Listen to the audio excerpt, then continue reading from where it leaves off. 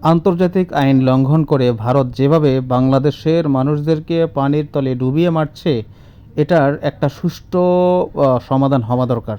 প্রত্যেক বছর ভারত নির্দিষ্ট একটা সময়ে তারা যখন দেখে যে তাদের দেশের মধ্যে পানি আর রাখতে পারবে না, তখন তারা বাংলাদেশের নদীগুলোতে পানি ছেড়ে দিয়ে তারা বাংলাদেশকে বন্যার মধ্যে ফেলে দেয়।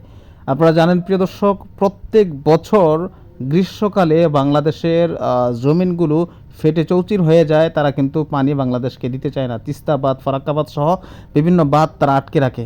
কিন্তু বর্ষাকালে যখন পানি বেড়ে যায়, যখন তারা বুঝতে পারে যে তাদের রাজ্যগুলো তলিয়ে যাবে, তখন তারা অন্যায়ভাবে বাংলাদেশের উপর পানি ছেড়ে দিয়ে বাংলাদেশকে পানির নিচে ডুবিয়ে দেয়।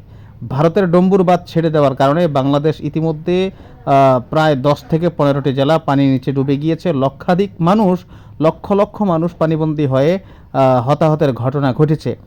ভারতের এরকম আন্তর্জাতিক আইন লঙ্ঘন করার কারণে ভারতের আন্তর্জাতিক আদালতে বিচার হওয়া জরুরি।